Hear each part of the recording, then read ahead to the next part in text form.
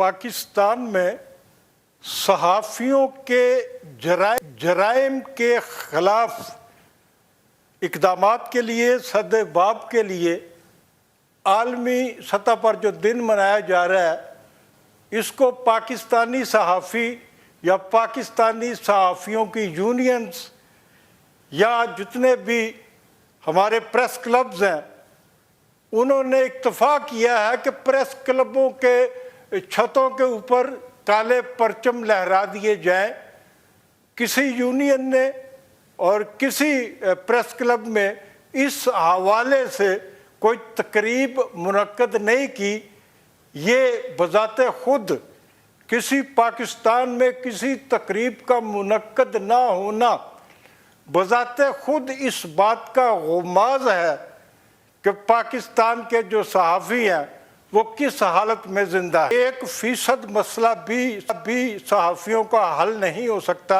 अच्छा। क्योंकि पाकिस्तान में फेडरल लेवल पे 2 यूनियंस का दावा है पिछले कोई 10 साल से कि हम नुमाइंदा यूनियन हैं।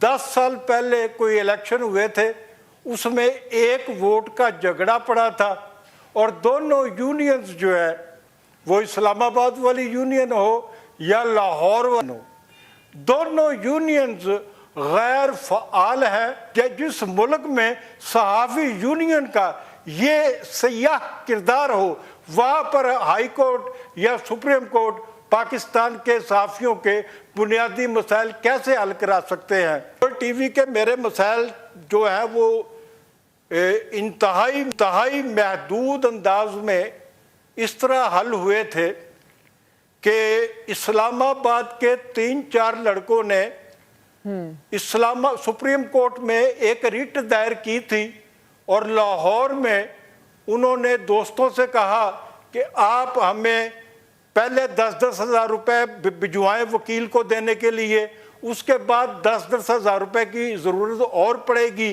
तो वो आपसे लेंगे। तो यहाँ बोल्ड टीवी का कोई एक कारकुन भी ऐसा नहीं था जो बेचारा 10 हज़ार रुपये दे सकता। मैंने कहीं से ले दे के उनको 10 हज़ार रुपये भिजवाए, उसके बाद उन्होंने दोबारा मुझसे 10 हज़ार रुपये मंगवाए, वो मैंने उनको भिजवाए। लेकिन सुप्रीम कोर्ट ने जो मुझे चेक दिया था वो चेक मेरी असल तनख्वाह का 20% भी नहीं था। सही। उन्होंने 3 लाख रुपए कार के महीना उस कार के काटे हुए थे। 5 साल के 3 लाख रुपए महीना के हिसाब से मेरी कटौती की हुई थी, जो कार पहले ही महीने मुझसे ले ली गई थी। और दूसरी कार चोरी की गई, तीसरी कार भी चोरी की गई, तो उन कारों के पैसे भी लिए गए। मतलब इंतहाई फ्रॉड की जो इंतहा होती है ना। बोल्ड टेलीविजन जिसका नाम है बोल्ड और उसका मालिक शुएब शेख, मैं इस पर बड़ी लंबी बात करना चाहता हूं। अगर शुएब शेख साहब के अंदर गैरत है तो मैं आपके टेलीविजन के तवस्सुत से कहूंगा, अगर 1% भी गैरत है तुम्हारे अंदर, मेरे सामने आओ और बैठ के बात करो, मुकालमा करो। मैं बताऊं कि पाकिस्तान में तुमने सहाफत को और सहाफ़ी को कैसे बर्बाद किया है और तुमने जेल कैसे काटी है। जब मैं बताऊं कि तुमने जेल कैसे काटी है तो लोगों को पता चलना चाहिए कि साहब जेल कैसे काट रहे थे। जेल का, कराची सेंट्रल जेल का जो मीटिंग रूम होता है जिसमें कोई 150 आदमी बैठ सकते हैं, ये शुएब शेख के कब्जे में था, उसकी निगरानी में था। अच्छा। जेल के मीटिंग रूम में बोल की ऑफिशियल मीटिंग हुआ करती थी। मैं खुद उन मीटिंग्स में बुलवाया गया, मैंने खुद सब कुछ देखा वहां होते हुए। शुएब शेख की जो जेल थी वो दूसरे मालकान तो समझते होंगे कि हमने इसको पकड़वा दिया है, उसका सारे काम जो है जेल के अंदर से चल रहे थे, कोई काम उसका नहीं रुका हुआ था। ये अरशद शरीफ की मौत पे मैंने भी एक ब्लॉग किया हुआ है। उस ब्लॉग में मैंने रिक्वेस्ट की है लोगों से कि अपनी आरा मत दें सही।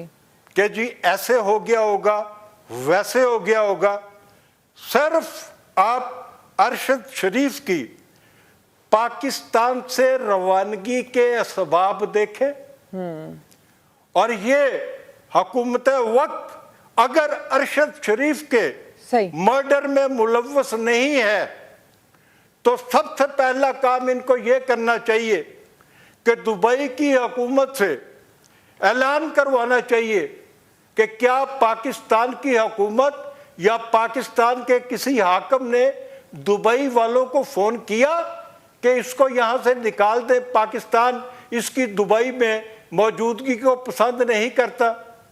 वो अरशद शरीफ जो एक मशहूर आदमी तो था, पॉपुलर आदमी तो था, लोग उसको सुनते तो थे, लेकिन वो बेचारा इतना सादा आदमी था कि उसके पासपोर्ट पे किसी मुल्क का वीज़ा तक नहीं लगा हुआ था, जिसकी वजह से उसको वीज़ा फ्री कंट्री कीनिया में जाना पड़ता है। सही। और जो हालात सारे नजर आते हैं, इन हालात को, शवाहद को सामने रखा जाए। मैं अरशद शरीफ की मौत को मर्डर समझता हूँ।